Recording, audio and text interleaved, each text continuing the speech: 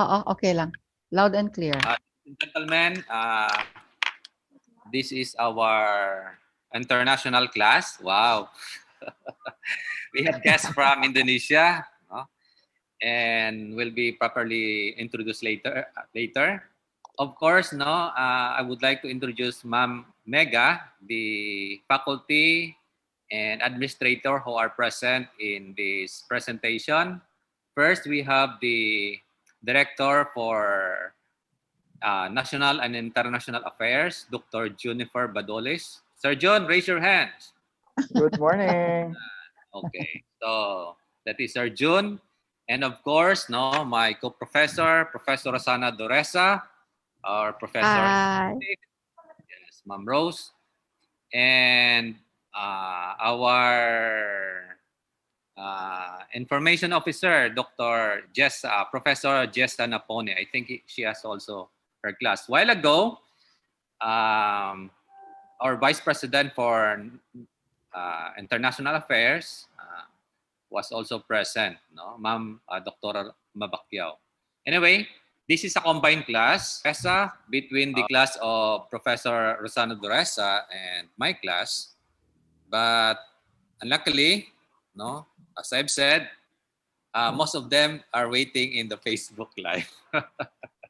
The problem is we are not the owner of the account. No, it's the account of the university, so we cannot just make a Facebook Live. Anyway, no, we will be recording this, and later on, we are going to share it with our students. So, as of the present, there are 46 of us. No, that includes our students. So, before Dr. Mega will be presenting the lesson for today, let me share with you uh, a little background of our guest this morning. Let me introduce our guest this morning.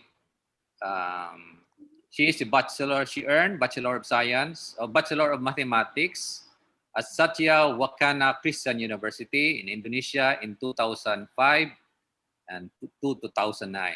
She earned Master of Biology at Saya Wakana Christian University, Indonesia in between 2009 to 2011. She earned Master of Chemistry from Kwansi Gakin University in Japan between 2010 to 2012 and finished her Doctor of Chemistry at Kwansi Gakin University, Japan in 2015.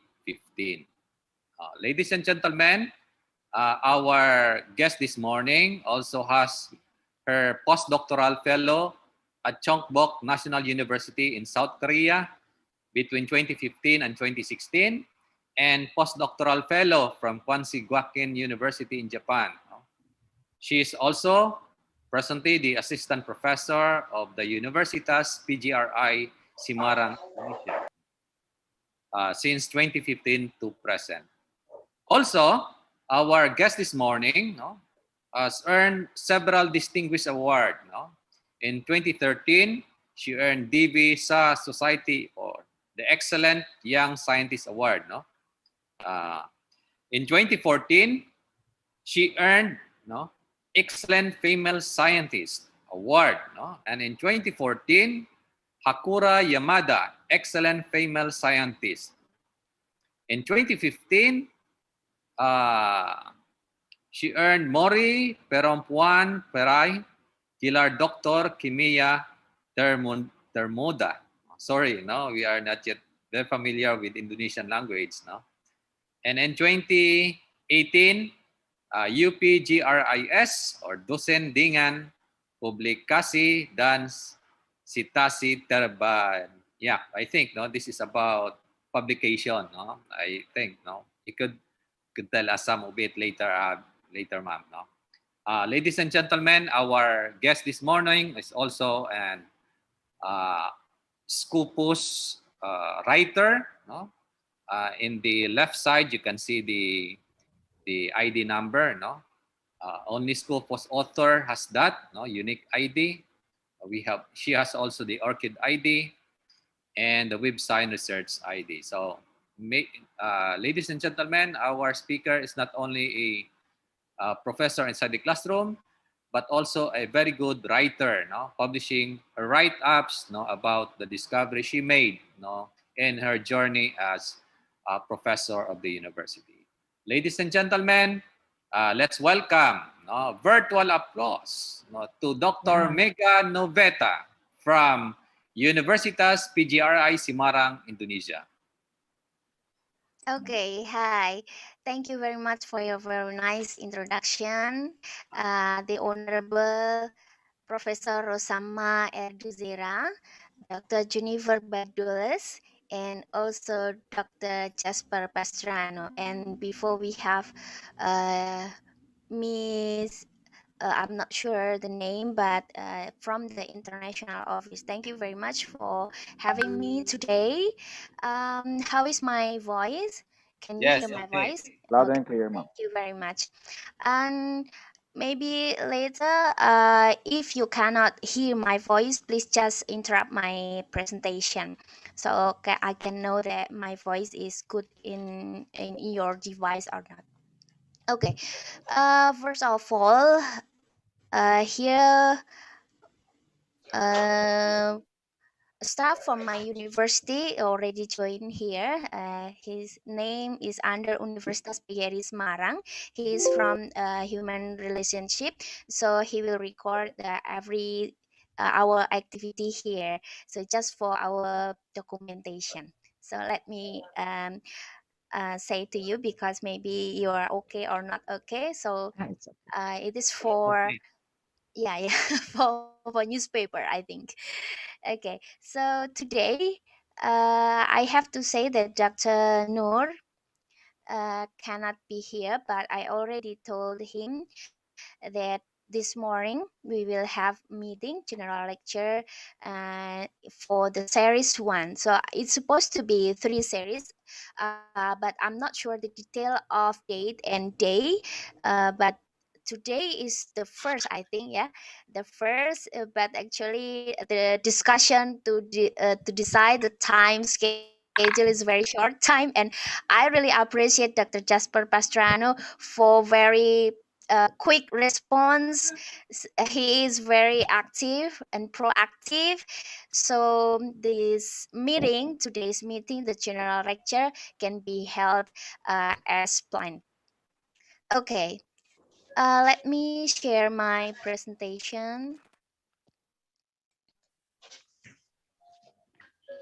Wait a moment.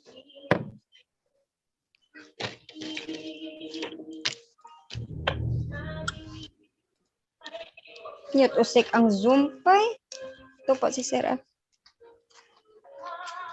Miss Suelo, please mute your audio.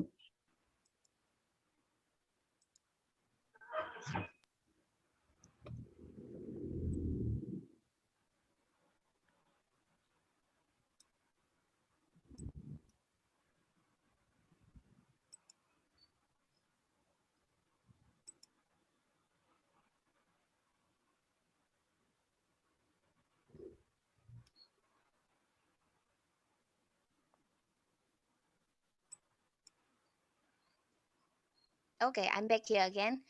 Sorry, Yes. sometimes the internet connection here also is unstable, so maybe a bit slowly, but hopefully today's event will run smoothly. Sorry. Okay, so thank you very much for making this event possible, especially for the International Affairs Office. I really appreciate, and the purpose of today's event is to strengthen the collaboration, academic collaboration between Universitas PGRI Semarang and Iloilo Science and Technology University. And this is the flyer for today. So actually this is Indonesian time is not really proper way to say, because we have 3 different times. So like in Jakarta we have different time, and then the middle Indonesia we have also +1. It is similar with Philippines, and then the Papua is +2. Okay, Us too. yeah, +2. Okay, as has been introduced by Dr. Jasper, I am now an assistant professor in Universitas PGRI Semarang, Indonesia, and also serves as the head of science and technology in the research center of Universitas PGRI Semarang.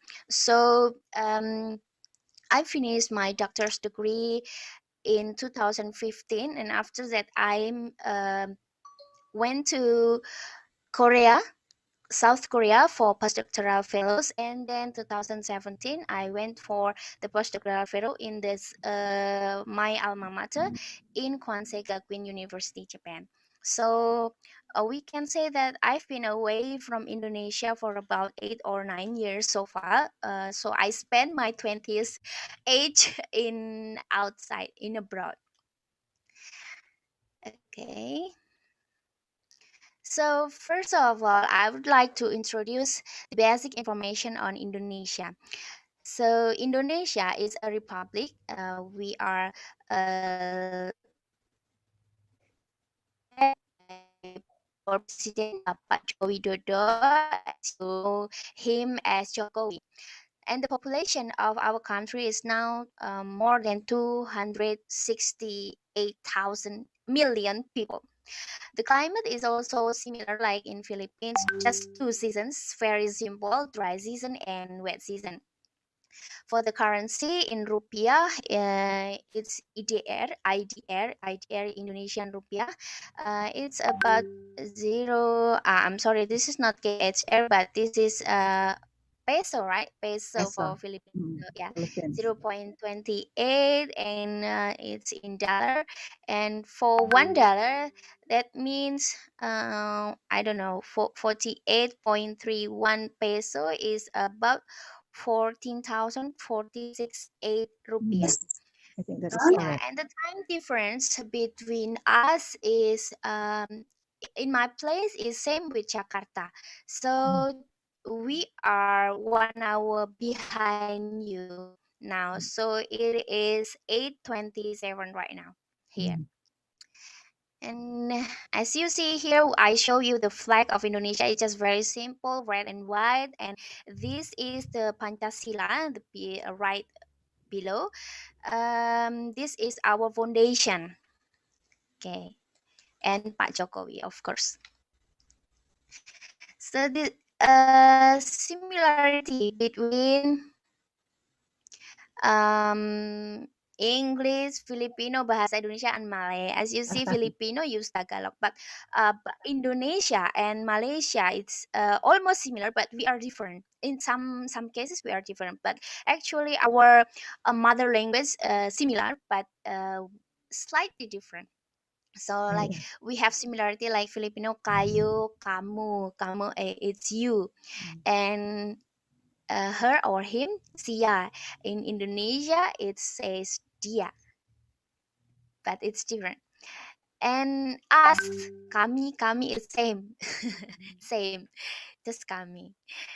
Okay, and God, Diwata, and we have Dewa.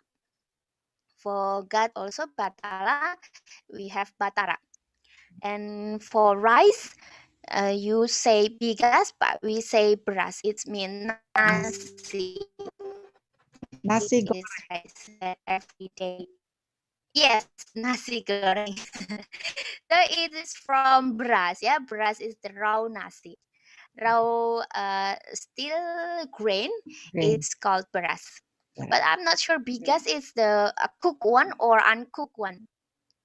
The white one, Bigas. bigas. Kanin, if it is already cooked, kanin.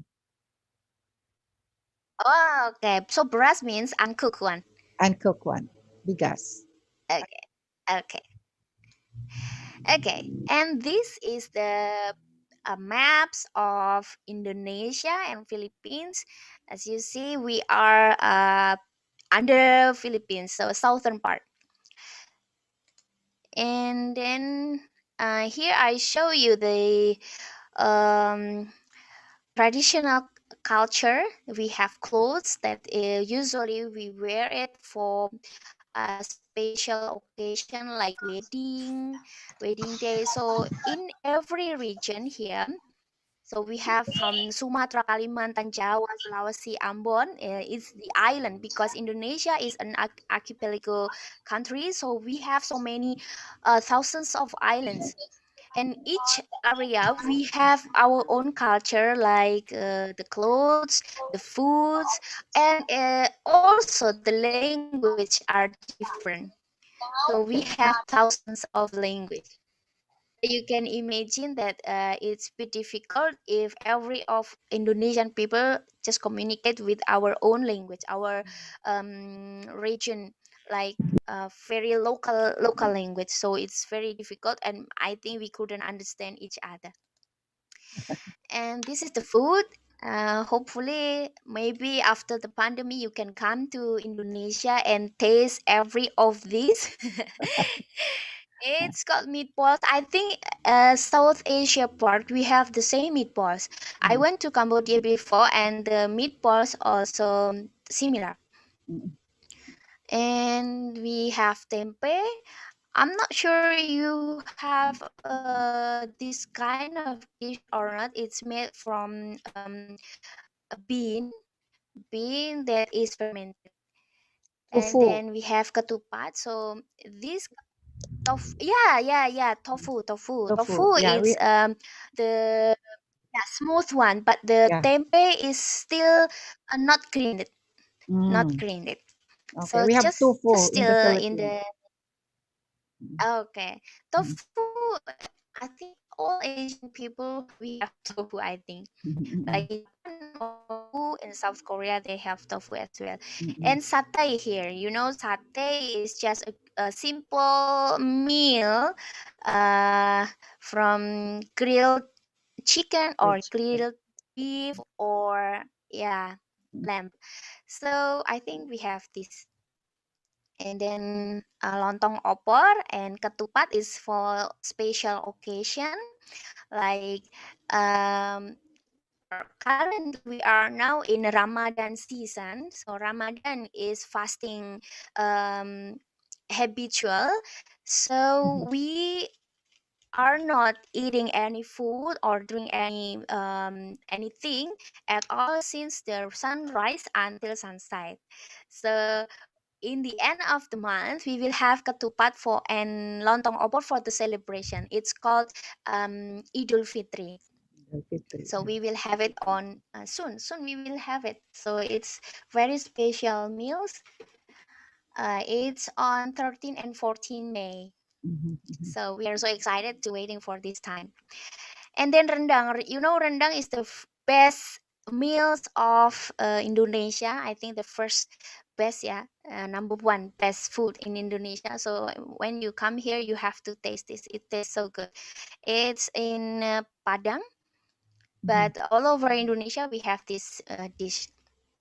Okay, so as you know that I am from Universitas PGRI Semarang, and it is abbreviated as UPGRIS, UPGRIS. So I actually foreigner usually call this as upgris because usually U and P will make sounds up, but it's actually in Indonesia we say it upgris. UPGRIS. So Universitas PGRI Semarang. Actually, PGRI means Association for Teacher. So before 2014, we are institute. We are an institute, and after 2014, we are merging with another university. It's from engineering, science and engineering, and now we are becoming university. So before we are an institute, we we educate the teacher who teaches in elementary and kindergarten, also high school and senior high school as well. So before 2014, we just concentrate all of the faculties for education. But after 2014, we are now have the science and engineering faculties. So in total, we have 7 faculties for 21 undergraduate programs and 5 postgraduate programs. Okay, and this is the distance. I searched last night. I searched where is Iloilo University, Iloilo Science and Technology University, and I found this that from our university to your university to your place, it takes Mm. around 23 hours. Okay, that's around a day. But it includes the waiting time, transit times. Okay, transit So time. it is not easy to reach your place because from Semarang city, Semarang is the capital city of Central Java. So first we have to, usually we have to commute to Jakarta first.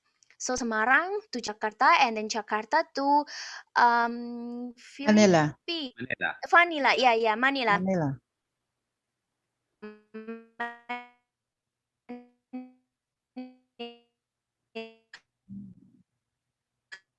From Manila. Like, is it near or far? Manila is around, by plane, it's around an hour from Iloilo City. So we have to go by plane as well. Mm-mm. Mm-mm. Okay. So actually, due to the pandemic, of course, everyone are suffering. But the thing that we have to be thanks is because of the technology, we can meet even Yes, by virtual.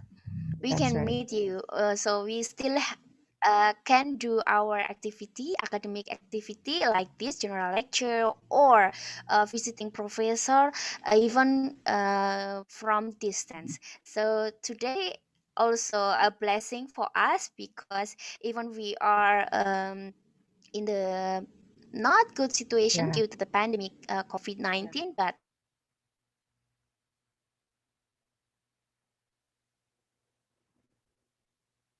so as you know that I've been receiving the second vaccine. So first vaccine already shot it back last month, Mm-hmm. and just last week I received second vaccines. So hopefully Okay. everything is okay. And so but people say there will be side effects, but for me I don't feel any side effects. But so I hope everything is all right. Mm-hmm. Okay, and this one is the website, official website of UPGRIS, www.upgris.ac.id. So I invite you, if you have time, so just maybe because you cannot go to my country, or the vice versa, I cannot go to your country. We can visit our homepage and then learn. Maybe we can do something more. Today is the first collaboration like general lecture, but generally we also do like webinars, conference, national conference, to universities, or like I said before, it is visiting professor. Online visiting professor is also possible. So before I'm not sure, maybe 2 weeks ago we've been meeting with UTM, Universitas Malaysia, and in that moment we are planning for online visiting professor. So we are arranging the program so that our purpose is to promoting, enhancing the and motivating the young generation to be professor as soon as possible, because in our country it is very important to have acknowledged by international academicians. So we are very welcome you all if we are possible to make such collaboration so far. So I'm understand that in your university, your major is in science and technology, so it's very fit well with our university. So let's do this after this. Yeah, yeah. Okay, and then before I start, I will show you the short video of our university.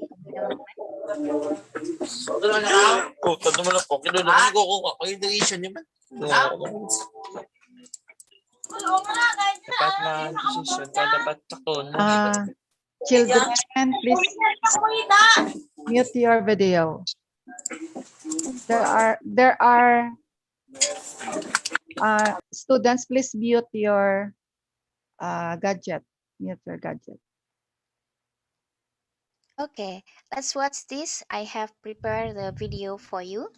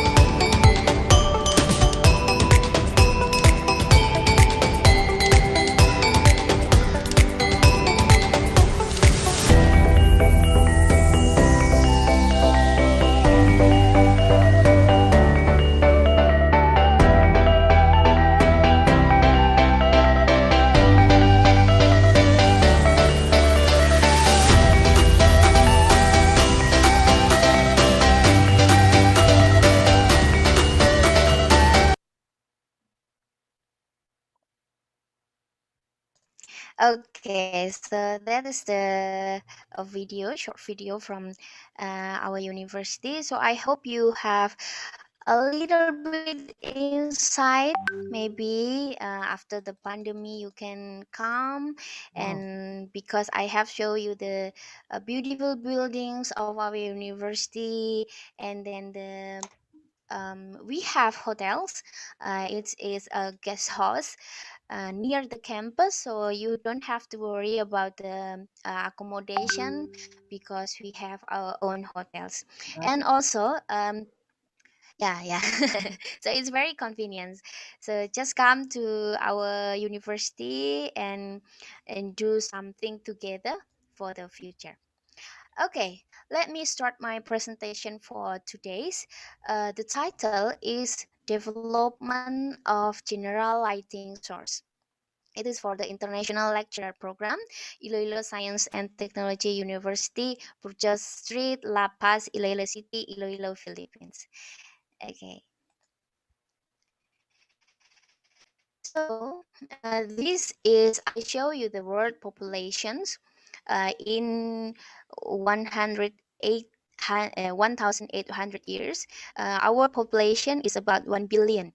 But after 130 years, it is on 1930, it becomes 2 billion people. And after 30 years, in 1960, we have it to be 3 billion. So 1 billion for 130 years, and then 1 billion again for 30 years. And then in 50 years, in 1975, it becomes 4 billion.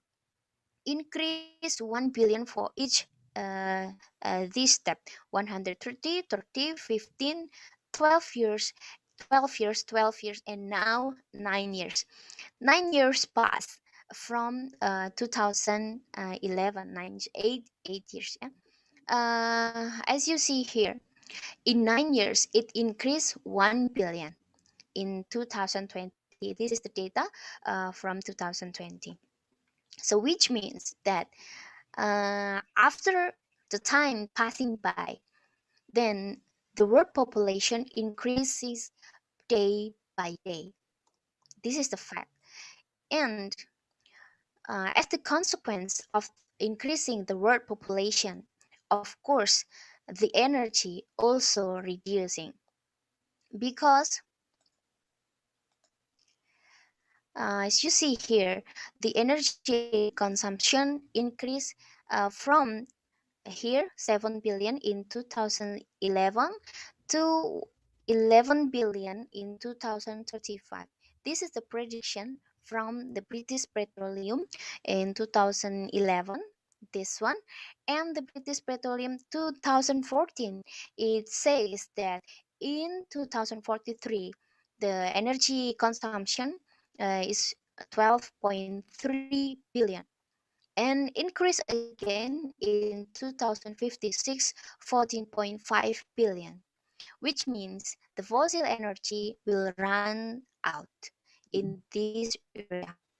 So that's why we need what we call it renewable energy, because of the world population increase. Also, it will demand the energy, world energy. In 2043, there are many people in non-equator line. We are in equator line here. The equator line here, we have Mexico, Brazil, Congo, India, Myanmar, Malaysia, Indonesia, and a little bit above we have here Philippines.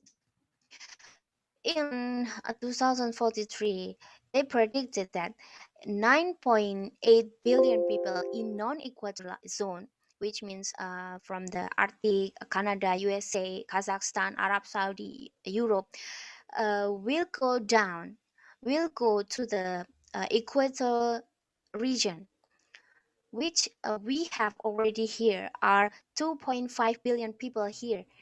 And you can imagine how crowded it will be, because 9.8 billion people will go to the equator line. Because of what? They want to find food, water, energy in the equatorial zone. So as you see, currently we have so many people moving. They are from India, they are from China to into Indonesia, to Malaysia. I'm not sure the condition in Philippines, but it happens in Indonesia because of the victims of political issue or the rare of food from the uh, economic matter. Then here I show you why in equator zone region we have so many rainforests in the equator line. The red region are the equator area in here Indonesia, Malaysia, as I saw you in the previous picture. We have Olympic rainforest, yeah, rainforest of Central America, Amazon rainforest, and then we have here Congo rainforest, Madagascar rainforest, and rainforest of Southeast Asia. We have abundant source of food, water, and energy. As you see, the energy comes from the fossil, the plant in the rainforest. So we still have a lot because we have forests. We have trees, so many trees, so many forests here. And here the fact that the Indonesian electricity usage is also increasing each year. Here we have in Sumatra Island, the green region. This is trillion watt hour. Java is the main island in our country. We have increase. We are increasing.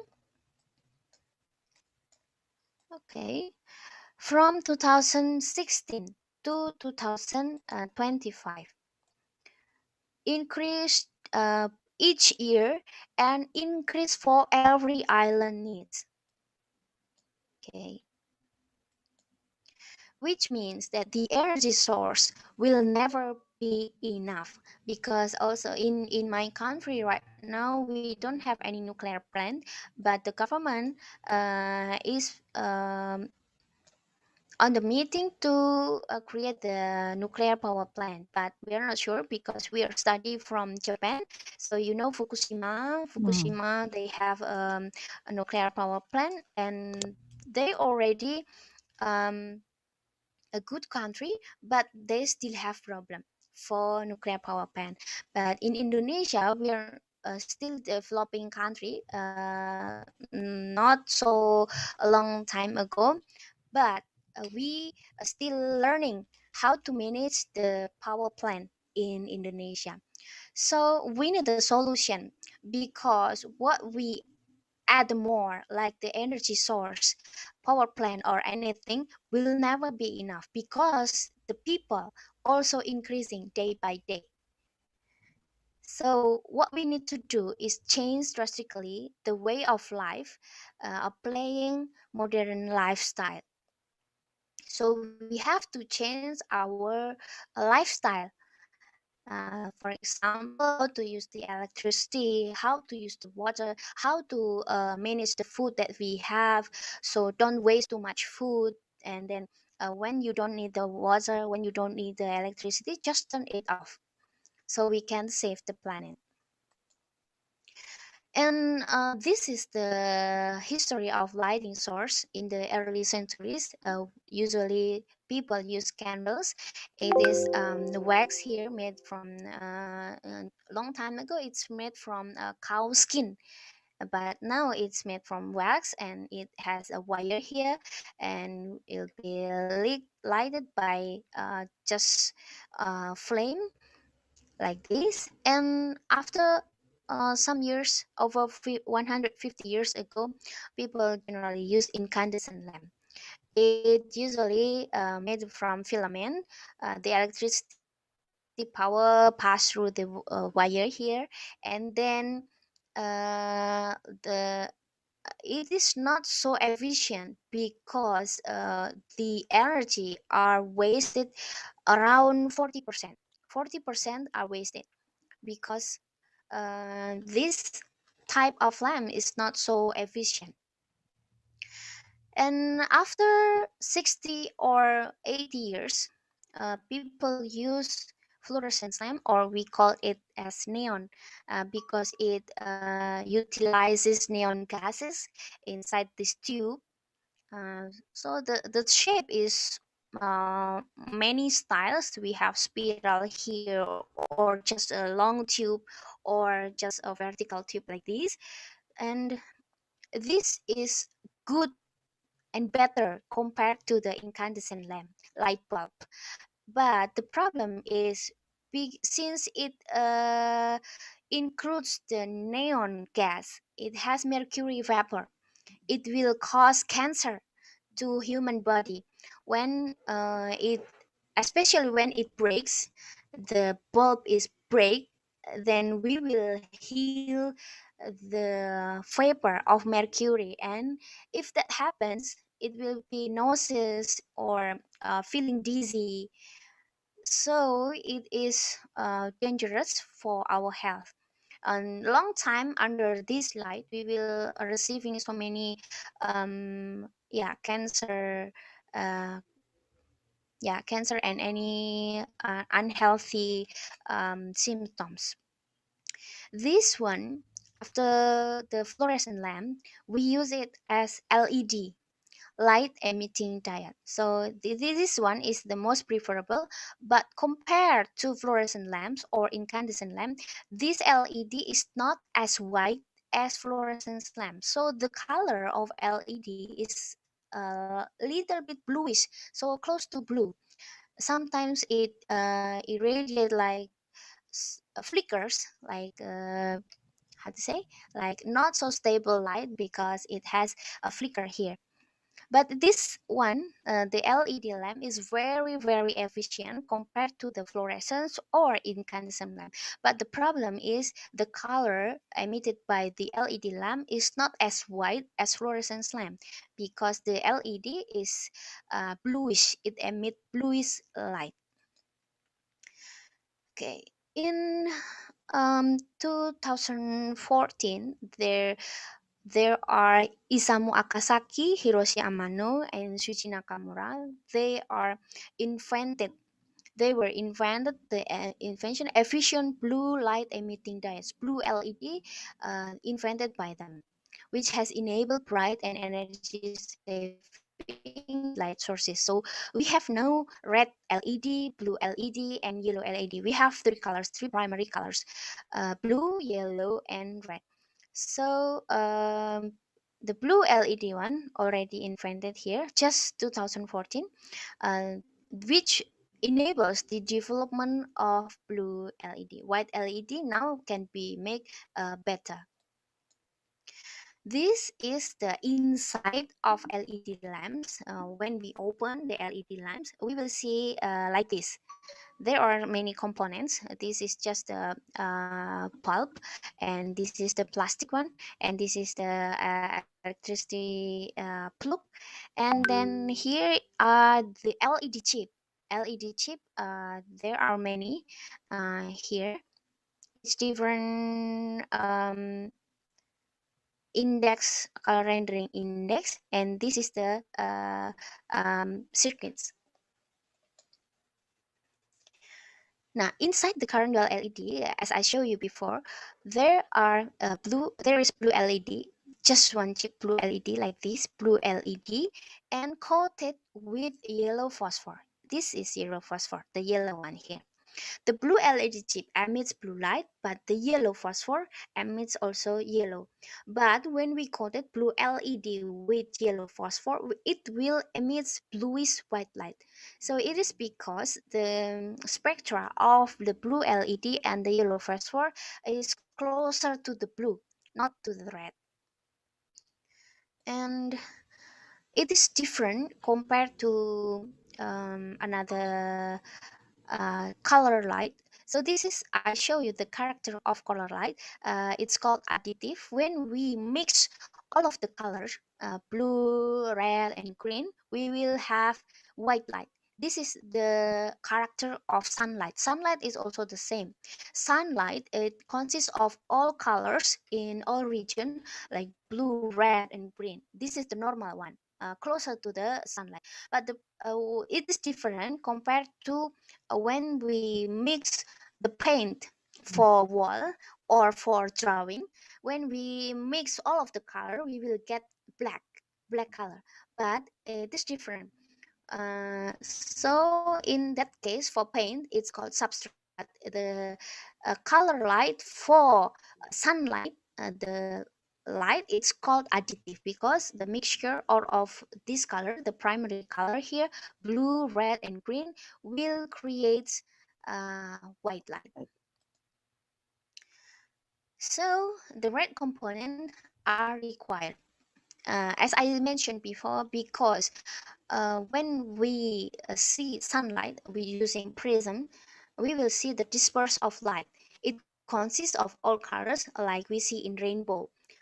So the primary color, as I said before, there are three primary color: blue, green, and That's why when we see the current white LED, this is the current white LED.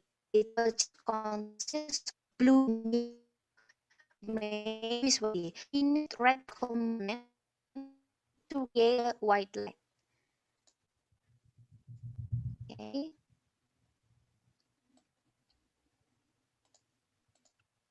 Wait a moment. The slide. Okay.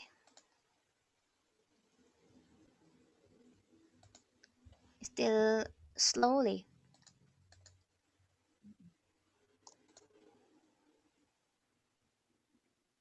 Okay. That's why we need a red component to get the full color, a full component of white light. So it consists of blue, red, and green. But in this case, we have yellow phosphorus. We use yellow phosphor. So there are actually many ways to create white light. For example, just using three LED chip like blue chip and then yellow chip and red chip. But this costs a lot. It will be very expensive. So the other way is to create one chip coated with yellow and red phosphorus like this. So in such a way, a blue LED coated with yellow and red phosphor, it will create ideal white light better than the red phosphor. Here is the example of red phosphor. How to find red phosphor is by combination transition metal ion plus crystal compound. This is the picture of periodic table. I'm sure you already learned this before. And this in the center with a red region are the transition metal ions group. We have here transition metal and then including lanthanide and actinide ions. It's from atomic number 57 to 71 for lanthanide and then actinide from 89 to 103. So okay. For example, I give you here the transition metal ion plus crystal compounds. So transition metal ions, of course, in the inside here,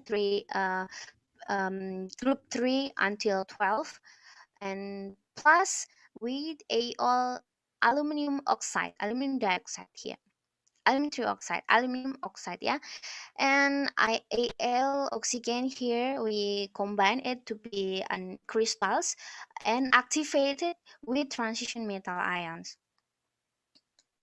Or here with fluorides, K2SiF6, K here, Si here, F here, plus the transition metal ions, which is in the group 3 until 12. So anything, just we need combination, which is from transition metal ions or rare earth ions, like such as lanthanide or actinides, plus crystals. We need crystals and the activator. Crystal is the host, and the transition metal ions is the dopant. Dopant means activator. So anything like oxides, fluorides, or halides, or nitrides, anything you can do. Just we have so many combination. The transition metal ion plus crystal compounds are too many. That's why trial and error experiment, this is time consuming and cost highly. So what I do is the simulation using computer. It collaborates chemistry, physics, math, and computer. I'm not sure in your university's situation, but honestly, in my university situation, is not as rich as in Japan. So as you know that I'm graduated from Japan and I have been working in Korea as well. In there are so many good expensive tools for doing experiments. Like crystals, nanotechnology is so expensive to do experiment, but in my university we don't have it. So this is the honest preview. We don't have such kind of equipment. So what we do to do research is by simulation, just using computers. So we can publish good papers just by using our computer.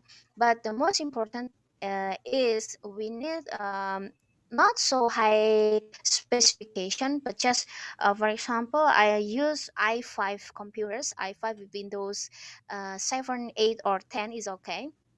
And then the memory is 500 maybe also enough. So I think it's not so expensive to buy a computer compared to buying the equipments.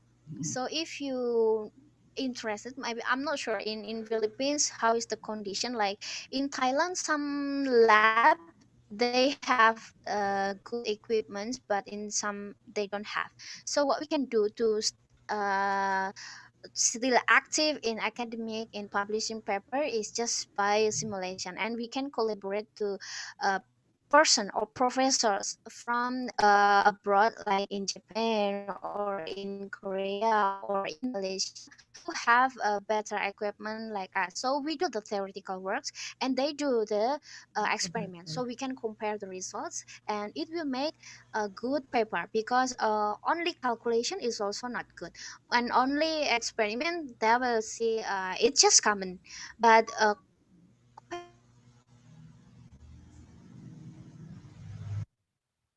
the results, good results. And this is I show you this research hierarchy.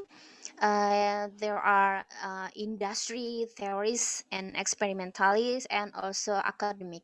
We are academic. Industry is a company, a big company. And uh, w- there are many people who decide their own research area, research expertise. Many people they are they interest in doing experiment because it is simple.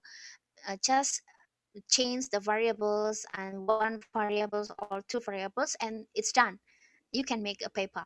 But some cases only few people doing theories, because people say it's a genius area, genius people, very genius, because it combines chemistry, physics, math, and computer all together. So it includes all field. So uh, in the industry, only experiments, laboratory scale is not enough, because not all of the experimental research can be used just like that to be industry. We cannot do that because industry is a bit different. It will involve big fund, big people, and then a big resource, involving people, involving fund, involving the materials itself. So as you know, when we do nanotechnology, all of the materials are expensive, like I said before, rare earth materials. Um, Indonesia have that kind of rare materials like lanthanide or actinide, but how to extract the lanthanide ions, actinide ions, it is cost highly, very very expensive. So and it takes a long time.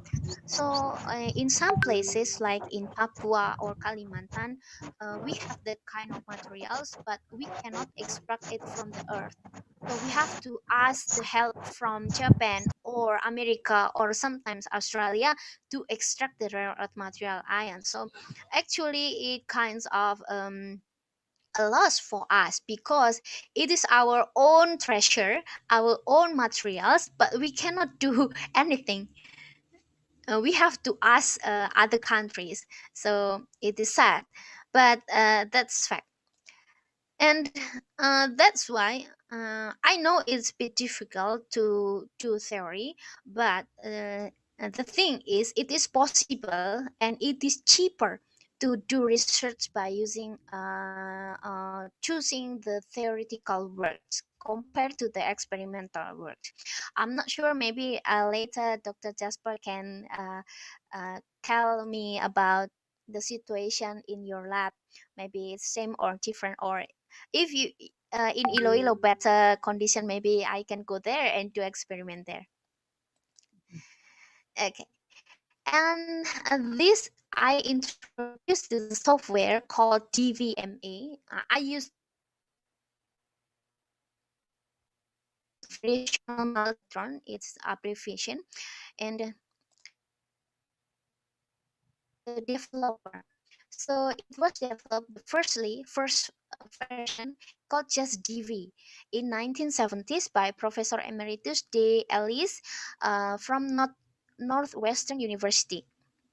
And after that, in 1978, Professor Emeritus Hirohiko Adachi, he is from Kyoto University. He developed uh, and rename it into DVX Alpha.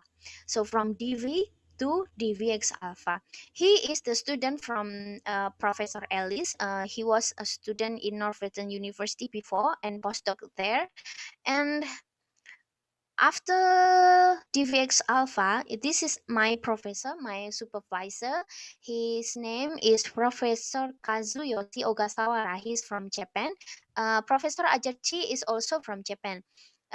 But Professor Ogasawara, before he was a postdoc in Professor Adachi in Kyoto University, and later he became full professor in Kwansei Gakuin University, and he renamed the software, make combination, not rename ya, develop further to be a DVMA method. It's discrete variational multi-electron.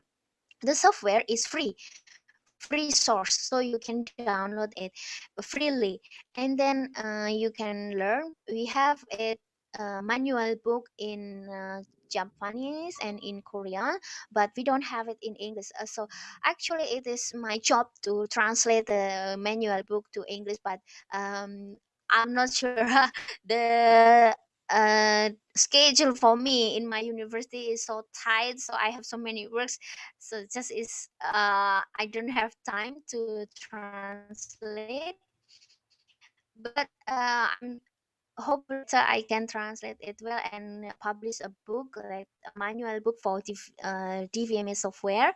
The software is a tool to determine the spectral characteristic of material.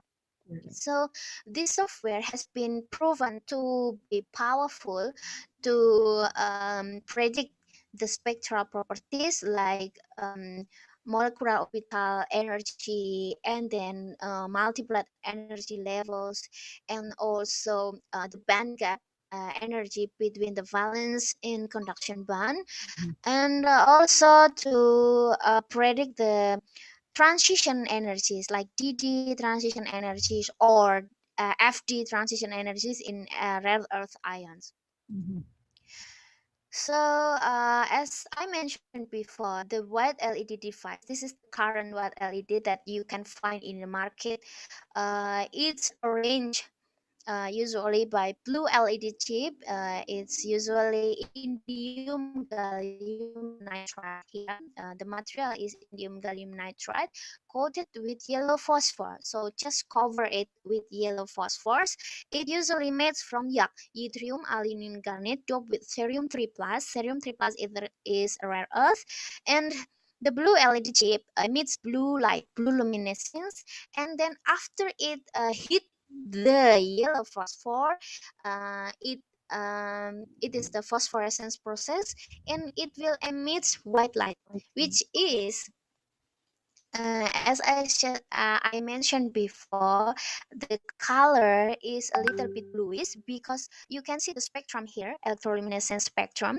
It has the blue LED peak around 460 nanometer, and for the yak is for yellow phosphorus, is around 570 nanometer.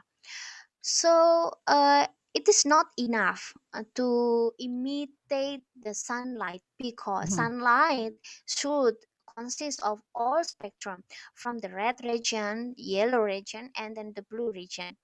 So the current white LED produces pseudo white light, so it's still bluish with color correlated color temperature more than 44,000 Kelvin, and color rendering index around 70 to 80. Okay, so red phosphor is needed to improve the quality of white LED. There are characteristic, important character, like a parameter to say that this is good or this is bad. So three parameters are color coordinated, which is expressed in X and Y, and then correlated color temperature or CCT, and color rendering index, which is I wrote it in the electroluminescence spectrum here. So D3 ion in crystals, actually they have a picture, yeah, schematic illustration is like this. They have absorption process and then emission process.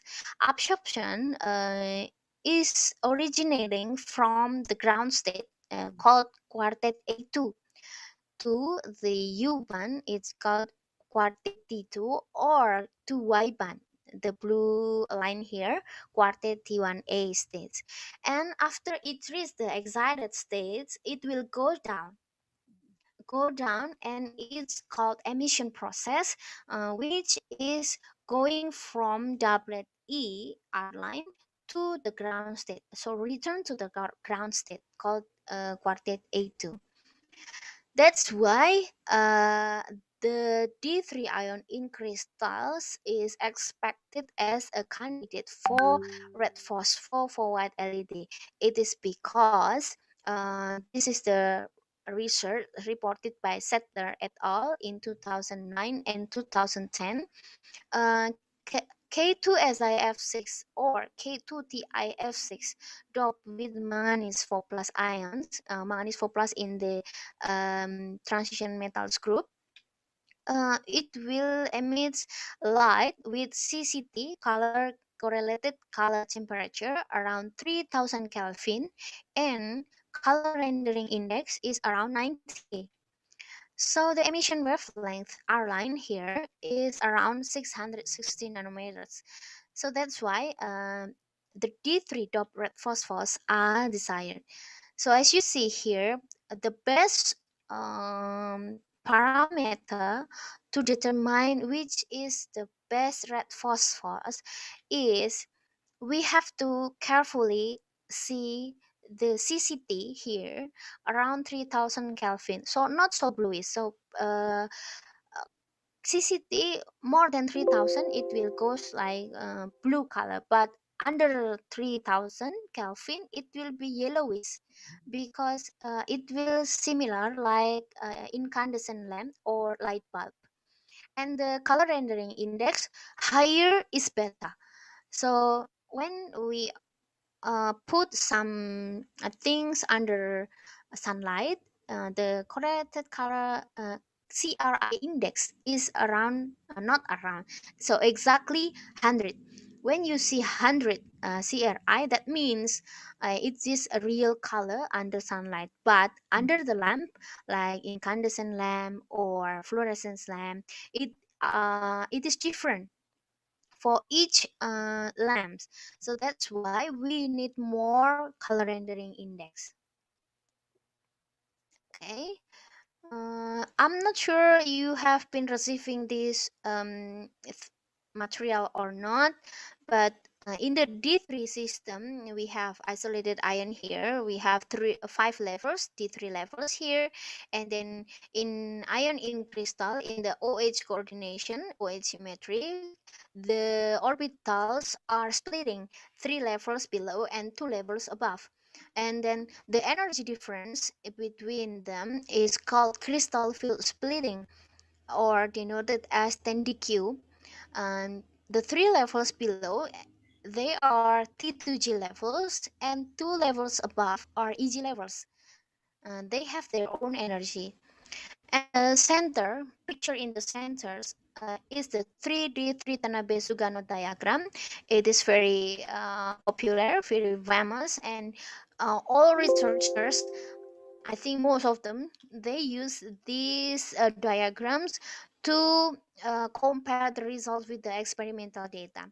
So what I did is recreating this Tanabe-Sugano diagram, and by using just ion, just atom, and simulation using computer.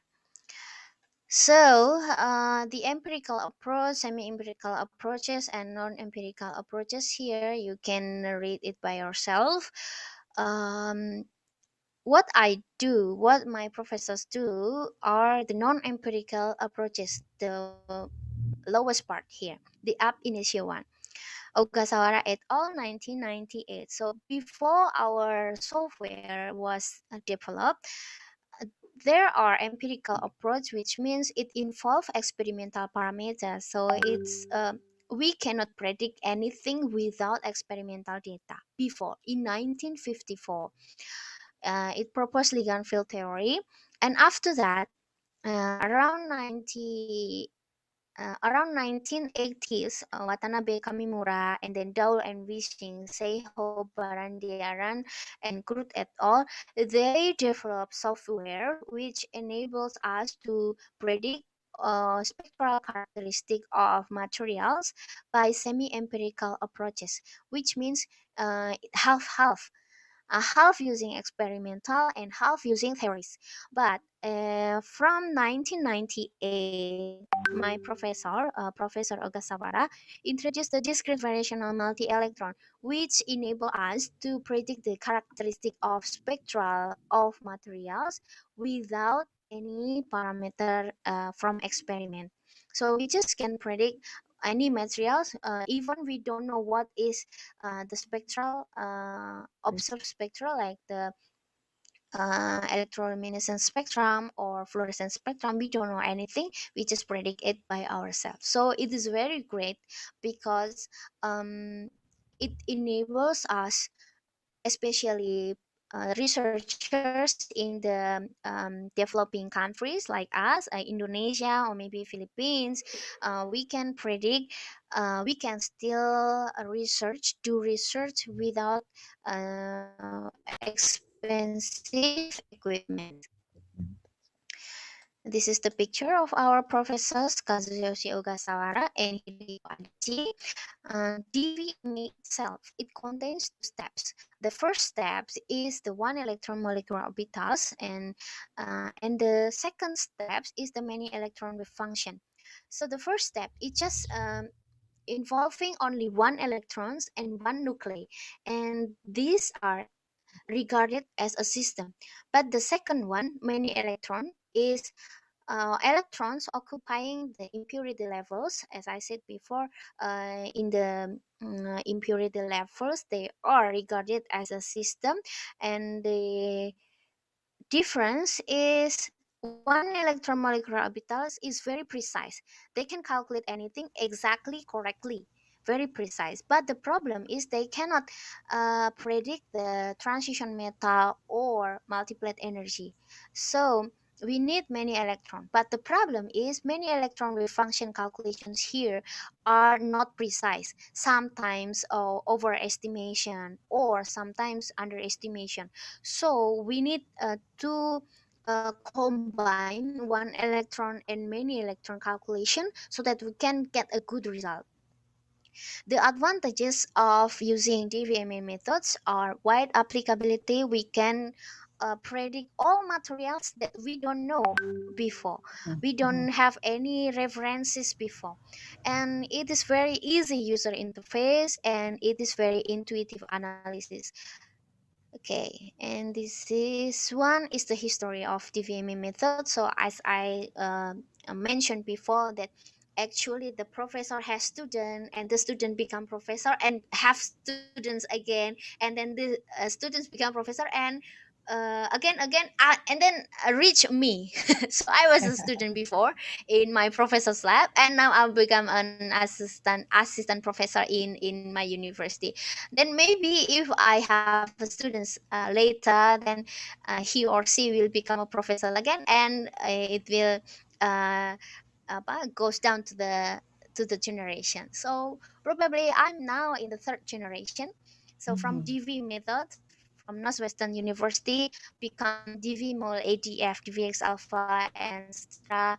So the DVX alpha is our ancestor, DVX alpha, and it becomes DVMA, and that was my professor. So Ogasawara is my father in this case, and Adachi Sensei is my grandfather, and then Ellis, Professor Ellis, is my grandfather. Great grandfather. Yeah. So this is the equation, Schrodinger's equation. So I'm not sure you're familiar with this or not, but it is very common to working in the ligand field theory, DFT theory, density functional theory. So in one electron approximation, as I said before, only one electron and one nuclei are considered. The interaction with the other electrons are average and treated just as a potential. So we don't potential, not for the main calculations.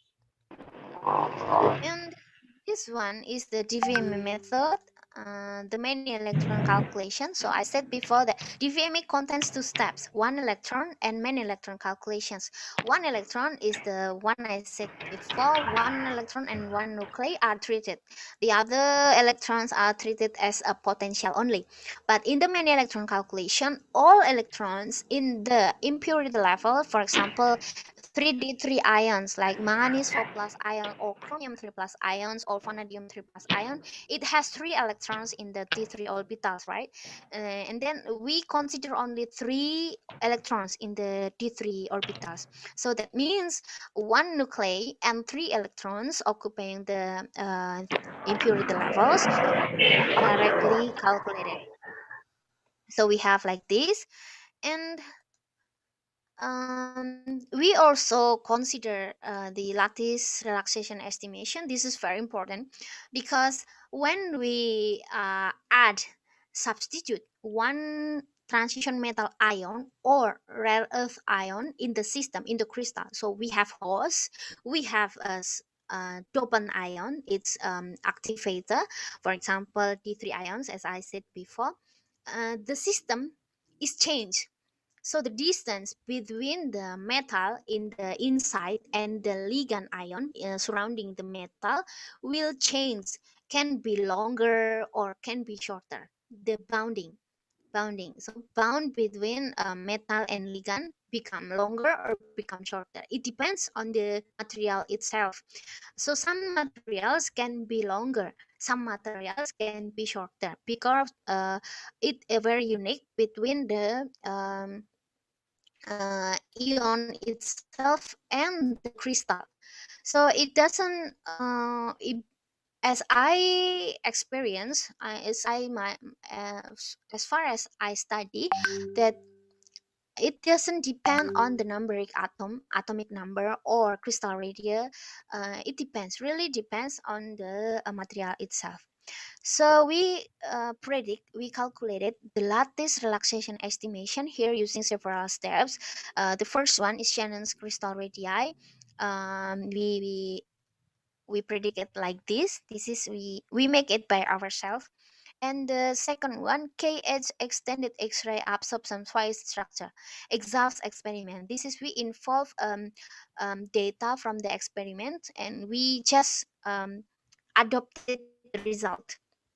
And the third one is predicted by, this is also software called Camber Serial Total Energy Package CASTEP optimization. This is called CASTEP. This one is not free software, so we have to buy. This is quite expensive, but what I do, because we don't have this software, so I collaborate with my colleagues from Japan.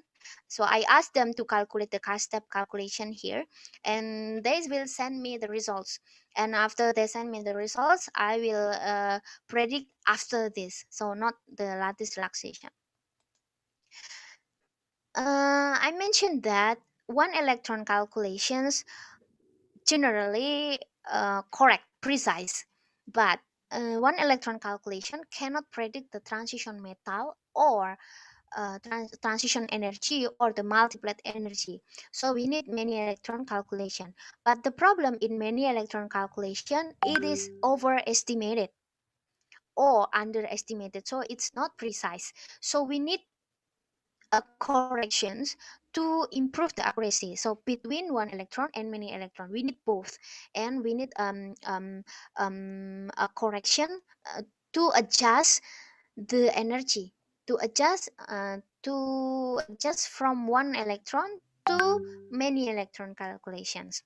It's called CDCCC. This is configuration dependent correction and correlation correction. This is the equation.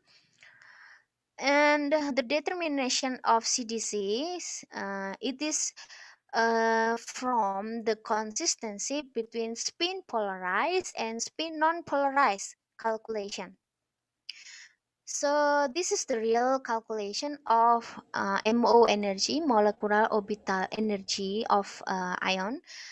This is conduction band. The solid black lines is conduction band, and the dashed black lines are the valence band. The valence band, this is unoccupied orbital. But the red lines here, it's called T2G and EG. They are the impurity levels, T2G and EG. So I said before that in the T3 system, we have 3 electrons occupying impurity levels. In this case, they are sitting on the T2G levels, occupied in T2G levels. So what we do is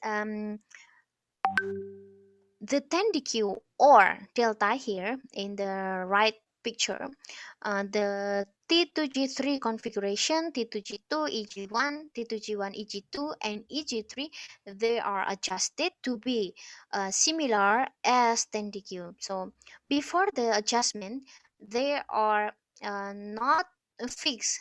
The value are not fixed. So sometimes bigger, sometimes smaller, we don't know, depends on the material. So by this calculation we are adjusting their energy difference to be the same as in the 1 electron calculations. So the picture on the right side should be similar with the picture on the left side. So this is the simple illustration. In CDC is correct the energy difference between configuration. The configuration is like T2G3, T2G2 EG1, T2G1 EG2, G3. Then the CC correlation will correct the multiplet splitting after configuration. Then this is I'll show you DVX Alpha Society. So this is my group in Japan. We have more than 250 members here so far. They are academicians. Some are professors and some are the students of their professors. So I'm here that wearing a batik here, and the girl in the front. And we have the meeting for DVX Alpha Society every year, but due to the pandemic, this year and last year, maybe we couldn't held the meeting because it's impossible to go around inside Japan itself or abroad. So what we do is the last conference is held in Indonesia, in Universitas PGRI Semarang is as a host. We are the host for the 2019 meeting, and it takes 3 days for the conferences, and it was so great because it was attended by people from 6 countries, I think, from Japan, from Estonia, South Korea, and China, and America as well. So I hope this meeting also I can ask you to join us to join the DVX Alpha Society, and maybe we can spread the introduce the program inside the Philippines as well. Okay, I think that's all of my presentations today.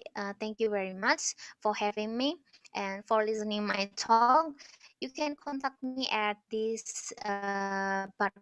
This will goes to my website, and you can email me at novita@ugris.ac.id, and you can phone or call me using WhatsApp +62 8587 867 312 111. That's all of my presentation. Thank you very much. I will return the time session to Dr. Jasper. Thank you very much. Thank you very much, Dr. Mega. No, that was very good lecture, speaking from an experienced scientist. No, wow, no, we are very wow for it. By the way, well, in the Philippines, the nanotechnology, particularly with uh, uh, that kind of aspect, is not yet fully grown. No, in the Philippines, particularly in the province, we are moving to Manila because the limited equipment are there. But what I learned is they go to Taiwan or also in Korea, no, to learn further. No, I have a my co-teacher is also developing what they call nanotechnology from phosphorescent, something like that. No, and the counterpart is from I think Taiwan and US. So in our place, well, no, we go to Manila to do the laboratory experiment. Anyway, um, Ma'am Rose is telling me that the other part is physics, no, and uh, that will be very exciting when the student in physics, no, able Mm. to attend this meeting. Anyway, um, I don't know if you have students. By the way, I observed that in Zoom, the video is not so clear, but in the Facebook Live, I have the Facebook Live here, the presentation is clear, no? Clear, very clear, no? So, Facebook is very good in adjusting everything, no, to fit, no? So most of the students go to Facebook because it's clear. Yeah. You see the number, a while ago, I it's see. 85, no, 87. This time, 58, they go to Facebook, no? I see. Ah, It's okay because we understand that Zoom requires more bandwidth and it will cost more internet consuming Yeah. than Facebook. I'm sure. So it's okay. Thank you very much for informing me, Dr. Jasper. Yeah, no. That's my observation because I'm also using two gadgets now this time. I think Ma'am Doresa is also using several gadgets now. that's Uh, right. for yeah, no, it's a learning experience for me that no Facebook no make a better presentation for a live Zoom Mhm. conference, no, particularly for presentation. Ma'am Rose, do you have some queries, no, or inputs? Yeah, question. I have a Question. Thank you. question, Go Miss ahead. Mega. Okay. So we started with the idea that we need to produce white light. Okay, because as you say, uh, fossil fuel is running out, so we need to look for another source for energy to produce white light. And the most efficient, of course, is using the LED. And our challenge is to look for materials, combination of red, green, and yellow. Is that correct? Blue, red, and green to produce white light. So in your presentation, you were presenting a material that can be used for red phosphor. Am I correct? Yeah, yeah, Okay, you're correct. red phosphor, and our challenge is to what is it? Is to look for these materials in the many uh, atoms in the periodic table. Is that what you're saying? To Yeah, look. yeah, Okay. And so far, you said, what was it? Chromium plus 3. Is it the material yeah. that, Yeah, we have chromium and manganese and vanadium. We okay, still learning study D3 ions first. So okay, because D3 ion. it's yeah for last decades like 10 years 10 years before I studied just D3 ions in oxides in fluorides first Mm. first And because we still have so many. yeah, you're right. And you are exploring uh, finding these materials without even doing a single actual experiment because you are using the DVME software. Yeah. Is that it? Yeah. Okay. Uh, how feasible is it now when you combine the when you use the software and then combine the materials, combine the atoms? I don't know, is it a combination of atoms in the DVME software, so you can arrive, you said you don't even know the characteristic of these materials, but you can like do some virtual experiments with them with the software and then come up with what you want to what you want to have or what you want to know. Is that right? Just using the Yeah. software, you can come Yeah. up with what you want to have. My question now is, how do you check if what you have in the software really, really, occurs in real Really life? fit to the Yeah, experiment. Okay. yeah, Okay. yeah. That's it. How do you check? Okay. Okay. So you have one question, how we check it, right? Yeah. Okay. Okay. Okay. First of all, so before I just make just insight, not so deep presentation, Mm-hmm. because I'm not sure the students here are familiar with my presentation Yeah, material yeah, today yeah, or not. yeah. So In fact, just it's just your presentation is for the physics major already because you were like giving us Schrodinger's equation and the Hamiltonian equations, which many yes. students cannot understand. And you Oh, have the okay, and you okay. have the But triple it's integral. okay. So, So in our students case, here in are from chemistry or from which major? these are actually general these are actually this is actually a general education subject. It's like an appreciation subject, so Okay, they're not really physics students coming from students majoring in the okay, sciences. okay. So it's okay, no problem, because I also teach education major for Hmm. science. Hmm. Science for education. So it's just you don't need to do so deep in this Hmm. major, in this field, because there are people who already studied in this field area. Hmm. But for students in education major, I just mention that I have to underline, I have to emphasize that this has to be passed to the young generation, to That's right. the early age of education, because like the energy, renewable energy, we know that it's already given to the younger education, like in Hmm. elementary school, high school, or senior high school. But the problem is they don't know what to do next. Hmm. So Hmm. it's a bit how to say, our task, our job, to tell them a little bit Hmm. detail, but we don't need to do the real calculation or real experiment. Hmm. So as I mentioned before, that I've been moving from other one department, from mathematics first, and then you see I got two master's degree. First one is biology and the second one is chemistry. So the doctor course I took chemistry levels, chemistry major.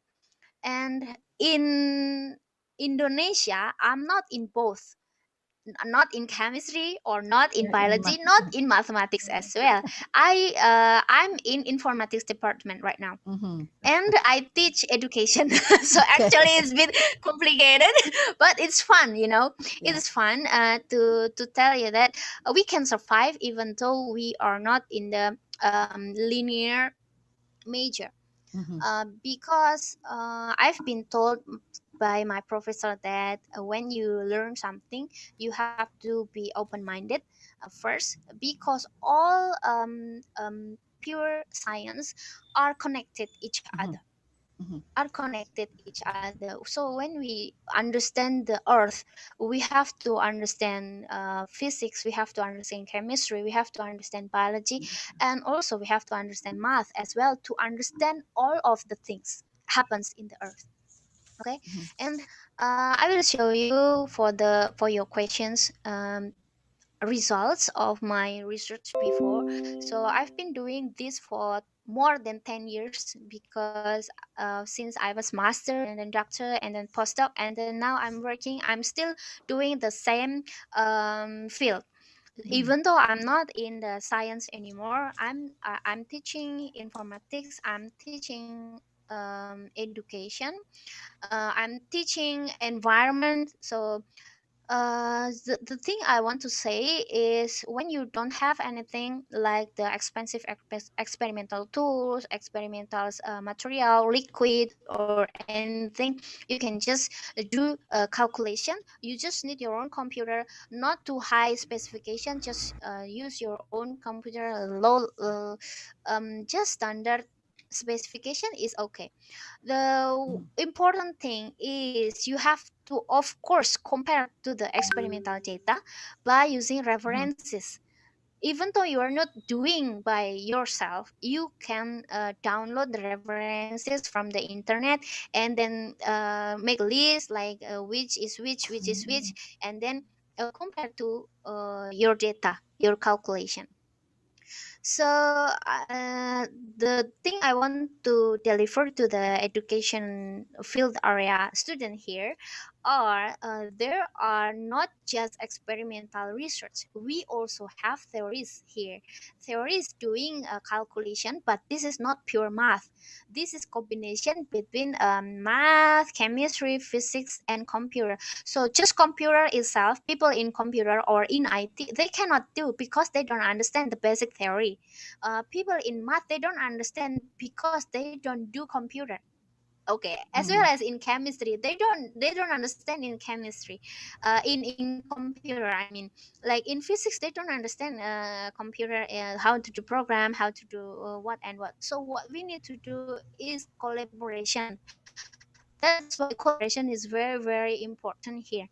So for me, for our field, just doing a pure science is also difficult to pass the message to the people.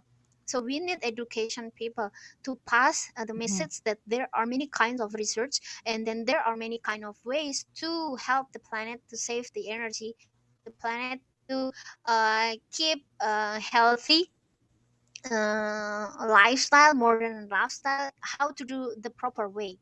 That is the most important. So here I will share. Okay, this is the result, like what you need to do when you have results. So wait a moment. From here, this is a special topics for aluminum oxide. This is D3 ions, for D3 ions in alpha aluminum oxides. Okay, we predict the effect of external pressure, but just by using computer. I didn't do any experiment at all.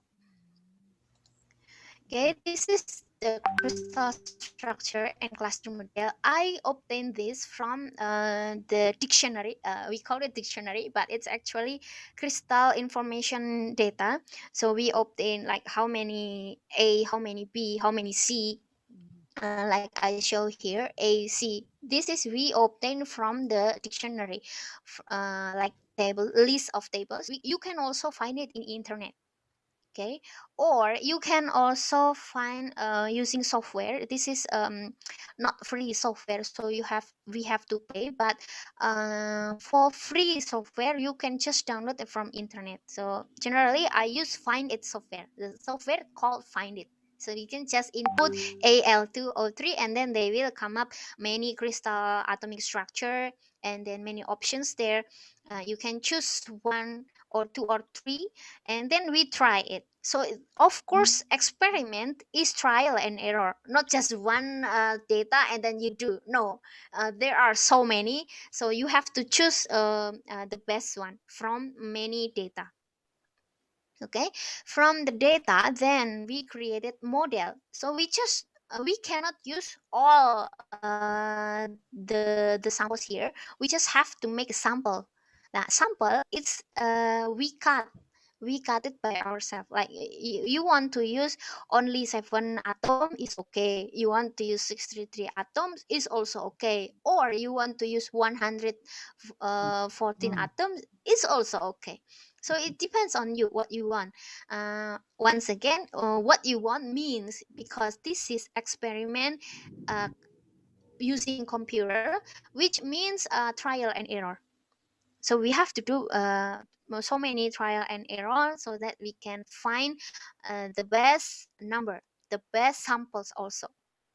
And this is the optimized Al2O bond length, aluminum and oxide bond length, oxygen bond length. Aluminum is in the center. Oxygen, there are 6 oxygens in the surrounding. So the picture is like this. There are shorter bond length called D1, and then the longer bond length called D2, like this. And black dots here are the experimental data. This data we obtain from a paper from internet. So this the black dots here from internet. But what I did is predicting the green lines here, blue lines here, and red lines here. So you see here, my prediction is not so far. Yeah, a little bit overestimation, but it's not so much different. We can say it's not so much different. It is because when we do further calculation, we will see if it is the best cluster, if it is the best model or not. Okay, this is the picture for optimized TMO bond length. TM means transition metal in the center of the periodic tables. We predict like this. Unfortunately, I don't have the experimental data for this data. So there is no black dots here because I don't have the experimental data. But before I have the data for experimental observation from internet. Not I didn't do it myself. Okay. And this one is the molecular orbital energy levels. I have the I'm not sure. Oh, okay, sorry. We don't have any experimental data, but we have semi-empirical data. Semi-empirical means half experiment, half theory. Okay, so this combination, my data and semi-empirical calculation. Other people do this, not me. Okay, we just compare. So when you find experimental data, then you compare. But if you don't have the experimental data, you can compare with other people calculations. Okay, and this one is the result of my calculation. You see here symbols like square, triangles, and circles here are the experimental data. My calculations are showed by lines, green, purple, blue, blah blah blah. But here non-optimized cluster means different computational condition. The condition is different, the variable is changed. When non-optimized cluster, you see here very overestimated. So the green and green is far. Blue, light blue and light blue is also far. But when you see optimized cluster, the symbols and the lines are closer, become closer. So you see here. So this is excellent. Okay. Okay, thank you for So the when answer. you see like this, that means your calculation is correct. Correct. Okay. Almost. Okay, thank Just you. as simple as that. When you see it fits the experimental data, then it's correct. So you see here in the experimental data, not all of the pressure they have. So because you see 0 to 20 pressure GPA, only 1 point, and then 40 to 60, there are many, and 80 pressure, there are only here. So by using the theoretical data, what we do is important to predict that people don't have the experimental data. For example, in the 30 GPA, how is the value? So we can predict using the lines here. Or in 100 we don't have any symbols here, so that means we don't have any experimental data in 100 GPA. So that's why in this case our experiment is very useful and very important, this one.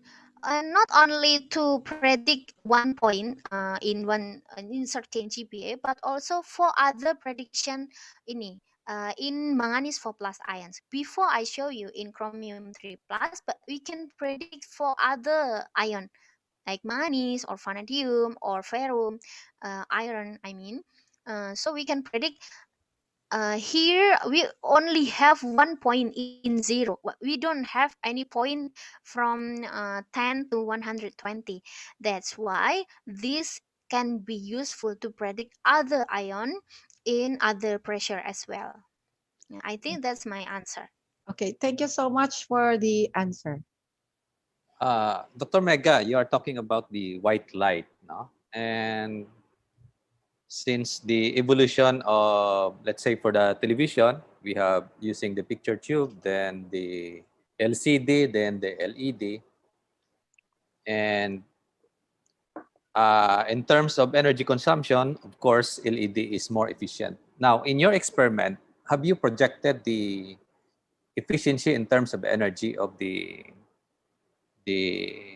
maybe the gadget that will be developed above LED? Yeah, actually, as I mentioned and I said many times, to do experiment using rare earth or transition metal ions is very expensive. First, the equipment itself is expensive, and second, the materials like chromium or aluminum or yeah is also expensive. That's our problem. So for efficient, so far we efficiency it will needs involving the real component, so not just simple transition metal or activators and the host. It's not as simple as this. So for efficiency we need a host, we need a dopant or activator, and then we also need the blue LED. So you remember I mentioned that the current wet LED is consists of blue LED chip coated with yellow phosphor plus red phosphor. It should be three component like that. So LED, blue LED, yellow phosphor, and red component, red phosphor. So in that case, if we have that three components, we can measure the efficiency. But if we just have only crystals and host and activator, I think it's not represents the real component of white LED. So we need more, because efficiency of course need the component itself, right? Correct. Including the blue LED, yellow phosphor, and red phosphor. But in my case, I only have activator, which means the transition metal ions, and the phosphorus crystal, I mean. So what I can do is only predicting the luminescence spectrum in the where it's located, the peak located in which region, or where is the levels like where is the ground state, where is the excited states. That is more important. Okay, before we decide the efficiency, we need to care about the spectral characteristics like that, like where is the levels, where is the ground state, where is the excited levels, where is the emission levels, and how is the spectrum in the luminescence in red or very deep red Yeah, or yeah. pinkish or that is also one thing we have to really care about the red component, because we without that, without the red component, what you do is useless, nothing, nonsense, because the most important is red component. But we just when you find the correct component, no, I mean correct component is many parameters, like only spectrum is also not good. When you have a good spectrum but expensive, so it's also useless. So we need a good spectrum, cheap, and maybe we can do we can have it in company level. like not so expensive and not so dangerous. Some materials are dangerous to be used, hazardous, like dangerous for health. It so it's not easy to do the experiments, because maybe when it touched by hand, your hand will be damaged or rub Yeah, that's true. itchy or something, maybe dangerous. So I think I like doing the simulation, doing computers, because I don't need to care about wearing clothes, wearing difficult, That's right. handling the difficult things, handling Uh-uh. the unsafe materials, something like that. You need only a powerful computer. Yes, I just need computer and electricity power and internet to do the research. Okay. Ma'am Rose, do you It's have fun, right? other questions to ask or? Um, are you teaching the? I mean, do you teach the how to use the software to your students or to a group of teachers in your university? For the software, I will give it for free for everyone who being a member. So we are um, have license for DVX Alpha and DVMA, but for undergraduate levels, it is still not fit to the curriculum to the Mhm. university. So because in my university we don't have any chemistry major or physics major, pure, I mean the pure chemistry Yeah. or physics major. We have it of informatics program, but they major in programming for games and entrepreneur.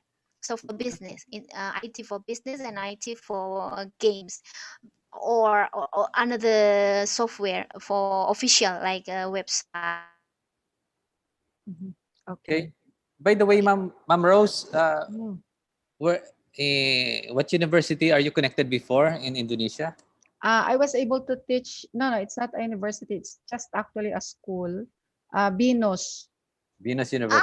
business. Yeah, yeah, yeah. I know In business. Jakarta. Yeah, Binos in I Jakarta. heard a lot from my colleagues from abroad, like my friends in Cambodia also teach in Venus University. I think the university is very active in international collaboration. I That's hope right. our university can be one of them as well.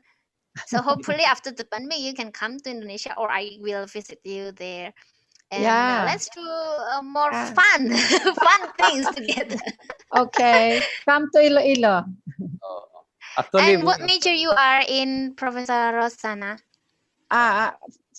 Physics education. I don't do real Okay. physics in the laboratory. I teach physics to students. So I'm a physics Mm, teacher. and physics she is teacher. my So professor. Yeah. I see. So you graduated from Iloilo as a. Yeah, she's my Uh, professor. Oh, okay, okay, okay. By the Okay. way, we were also at Yogyakarta, Indonesia, no? Last I think 2019 before the pandemic. PGRI, Mhm. uh, UPY, yeah, UPY. Universitas PGRI Yogyakarta ya. Yes, yes. That's Okay, our okay, partner okay. now. I was there. Okay, so when you reach PGRI, you are now in the biggest family. You are in the right path, because yeah, because PGRI PGRI has many connecting university all around Okay. Indonesia. So from Sumatra to other part of Indonesia, they have PGRI. So like in Jawa, we have Semarang, Yogyakarta, and in the east part of Indonesia, we have Malang, Madiun. So we mhm. have so many PGRI. So Okay. So your when you university is a government school or no, is it we are private? public, private Private. school. It's a Private school. private school, PGRI. How Okay. about Iloilo is also private or public? It's a state university, government university. Mm-mm. Oh, I see, I It's see. a Do you government receive fund university. from the government for developing lab? That's right. Yes, yes, yes. Oh, okay, that's good for you. Mm-mm. The government is spending a lot because the students in state university are free. Now you enroll Oh, as free. I see, I Yeah, they see. don't pay. They don't pay their tuition fees. A single centavo, no. Oh, So that's And it's why it's just a new law. So the it's already government, a law. yeah, uh, actually, no, that's also the focus of the government of funding research, no, pure research, no, uh, in universities. do Mhm. you do research in your schools or you just teach?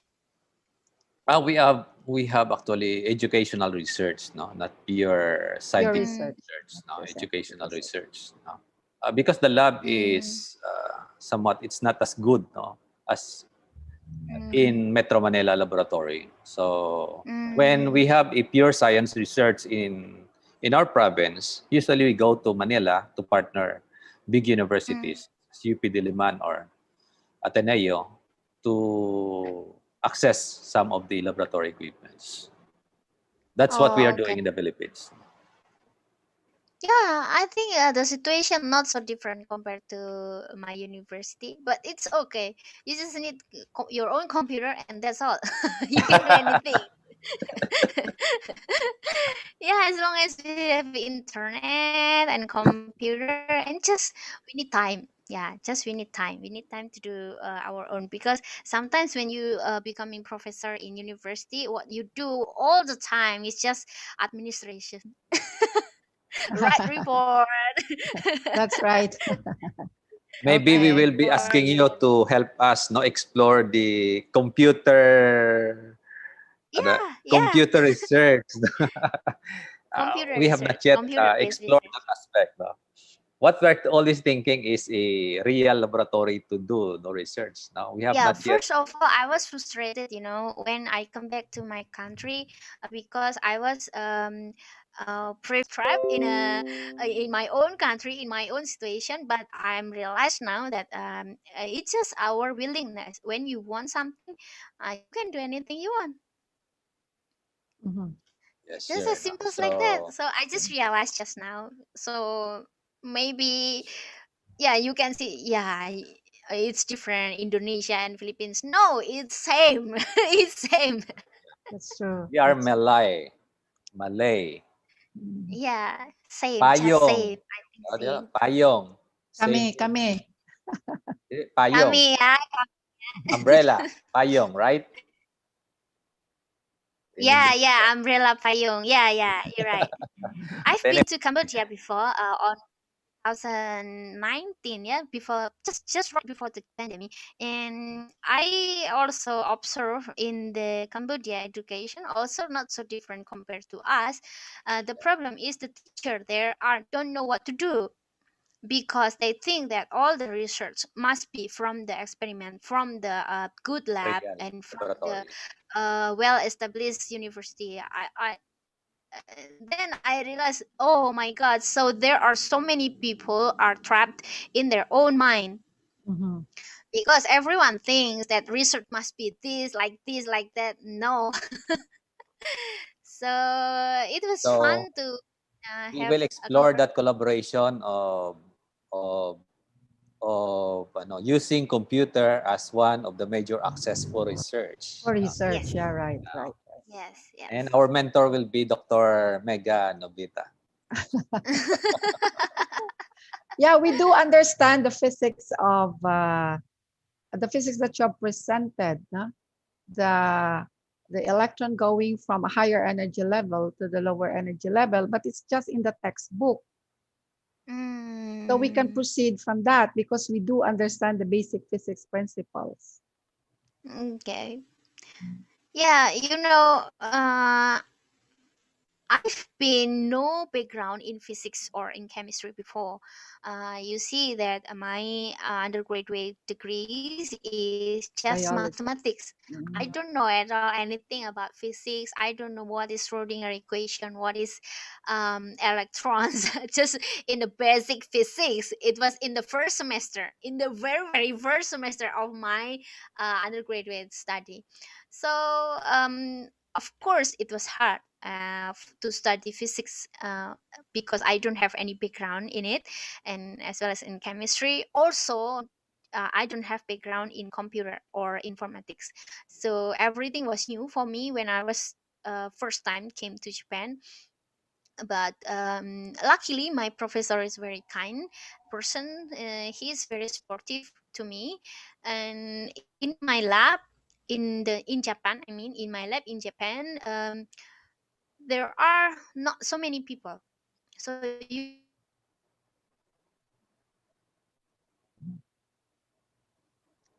is physics is difficult. Physics is difficult, so everyone will, I don't want to go to physics department because it's difficult. But when you have strong motivation, when you have a dream to become, yeah, I want to be a professor. Since I was young, I really want to be a professor. I want to be a teacher, but not in the under university, like mean that means I want to be a lecturer someday. And that dream led me to what I am now. So It's a I spent journey. my, yeah, it's It's a a journey. journey. Then No worry, life you is will just achieve it right. in due time. Life is a choice, yeah. And yeah, luckily my professor was saying, but he's also a strict person. One day I was sent to America just alone. Just alone. I've never been to other country or other island before, and he sent me there. And he just say, "We will meet there." That means he's going there also, but he doesn't want to be the same plane, in the same hotel with me. So we just depart differently, different time, different airplane, different hotel. Just we met in the same conference room. That's what my Okay. professor did. I was cried before, but now I realize that that was how my teacher teach me. That is what we Yeah, call I think. the magic of the business people, no? Not to Yeah, ride in the yeah, same plane, in the same yeah, boat, yeah. and the same hotel. But anyway, so Dr. Mega, thank you very much for that wonderful presentation. We learned a lot from you. And I know that this is not the last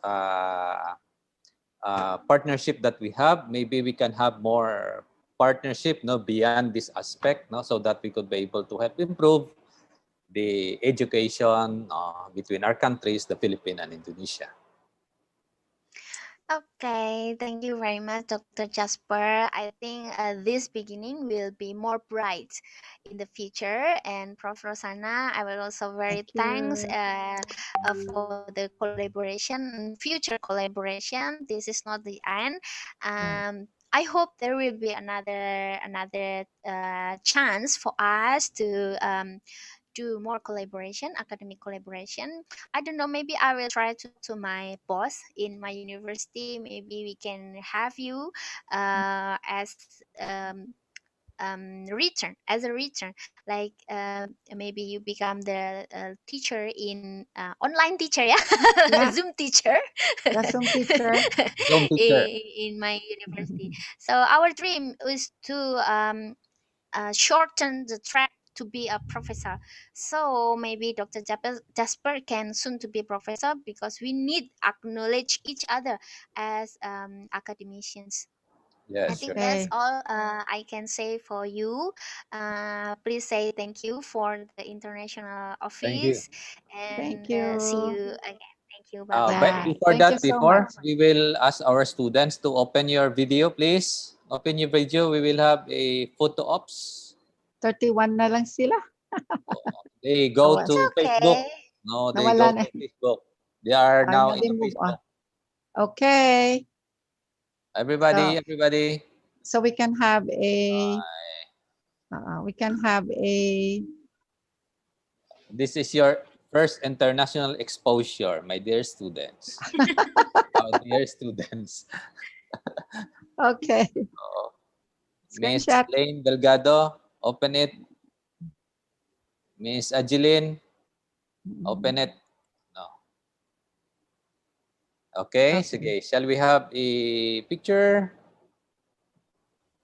Mhm, mhm. Okay, ready? 1, 2, 3. One more, second slide.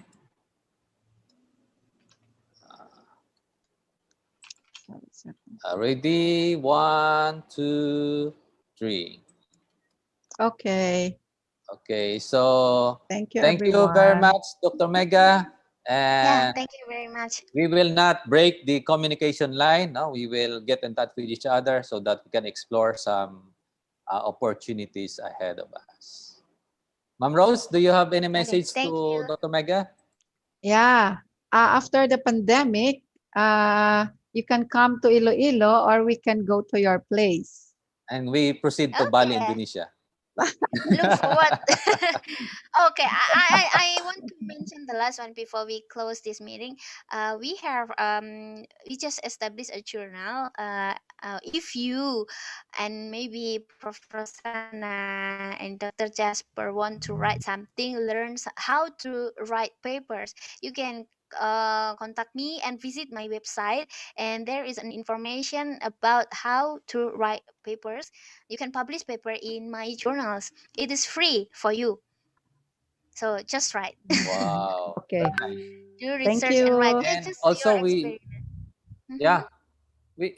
we would like also to extend no? Maybe we can invite you also as one of the reviewer of our journal, no, in the university. You have journal also. Yeah. Is it in education or in pure science? It's a multidisciplinary journal. Okay. Okay, if so, then let's exchange the reviewer. You can be one of the yeah, and I can be a reviewer as well. So it is a mutual benefit for us because Yes, I a need one. mutual. Oh, Okay, and sige. don't So thank forget you very to much, Dr. Mega. yeah, Yeah, don't yes, forget Thank yes. to you. send me the e-certificate. I need that one. By the way, no. So yes, no. It will be signed by the university president, no. So we will be Okay, sending you okay, the electronic certificate. Thank you, okay, thank you, okay. thank you for the Okay, time. thank you Thank once again. Thank you you. Okay, bye once bye, again. bye bye for Bye everybody. Bye bye. bye. Ma'am Rose, thank you. Thank you, Jazz. Oo. Sir Mag-check June, ulit natin.